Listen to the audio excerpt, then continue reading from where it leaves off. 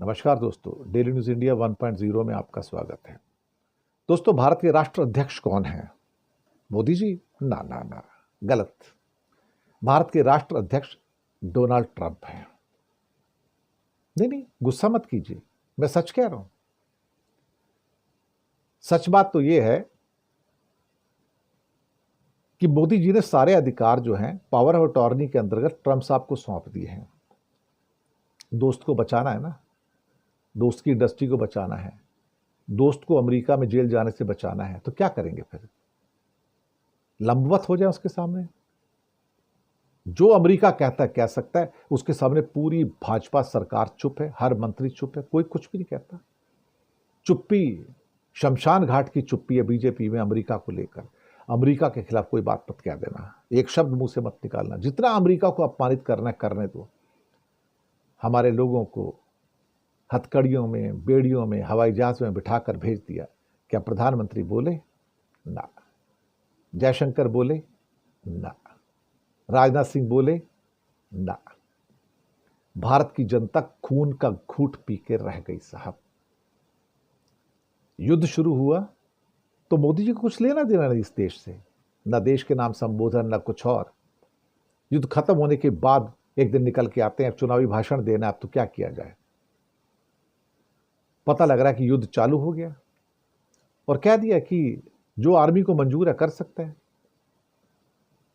कमाल है ना। नेवी के चीफ ने कह दिया प्रेस कॉन्फ्रेंस में, जो उनका एडमिरल था, वाइस एडमिरल थे शायद, जो भी थे, कि हम तो प्रतीक्षा करते रहे ऑर्डर का, ऑर्डर ही नहीं मिला मिसाइलों को दागने का, क्या करते। लेकिन साहब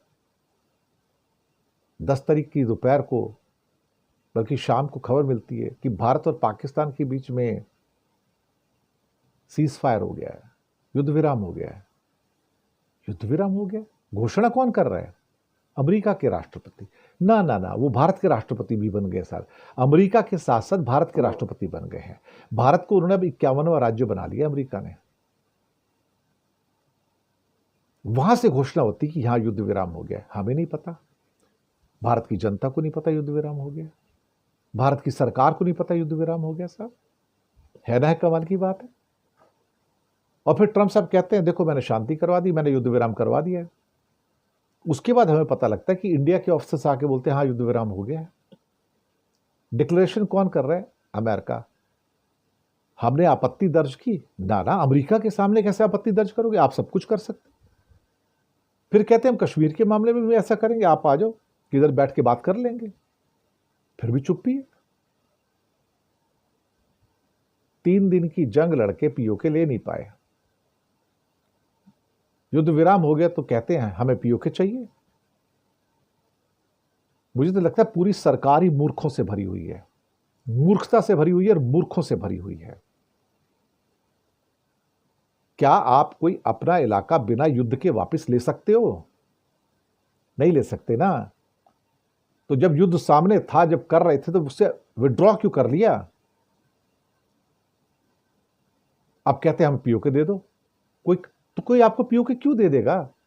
अगर आप पे शक्ति है तो आप हासिल कर लेते ना। लेकिन युद्ध से तो आप पीछे हट गए, क्योंकि आपको आपके आका ने, अमेरिकन आका ने कह दिया साइन करो इसके ऊपर and go back. That is the major problem. That is the major problem with India, कि हमारे डिसीजंस कोई और ले रहा है साहब, हमारी नीतियां कोई और डिक्टेट कर रहा है। हम कितना टैरिफ लगाएंगे, कितना एक्सपोर्ट टैक्स देंगे, कितना इंपोर्ट टैक्स देंगे, इसका फैसला ट्रंप करेंगे, हम नहीं करेंगे। कर लो क्या करते हो आप, कर लो क्या करते हो। That is the major problem with us. यही तो हो रहा है ना। तो भारत का राष्ट्राध्यक्ष कौन है? मोदी? कतई नहीं। मोदी तो चरणों में झुका हुआ है ना ट्रंप के। उन्होंने कह दिया सीज फायर हो गया तो हो गया, बात खत्म, तुम्हारी बात नहीं चलेगी। जैसे स्कूल बॉयज को कहते हैं ना, शहबाज उधर बैठ जाओ, मोदी उधर बैठ जाओ, बैठ गए दोनों। साइन करो यहां पे आके, साइन कर दिया। कहता जाओ अपने अपने घर, खत्म, खेल खत्म। मदारी की डुगडुग भी बज गई, दोनों अपने अपने घर चले गए, हो गया जी सीज फायर। भक्तगण खुश हैं, मोदी जी ने मास्टर स्ट्रोक चल दिया। अरे मोदी ने नहीं, ऊपर बैठा है, मोदी का आका बैठा है जो अपने दोस्त को बचाने के लिए उनको पता नहीं क्या क्या कर रहा है। वो शर्म आती है साहब, शर्म आती है। इससे ज्यादा मैं क्या कहूं। धन्यवाद।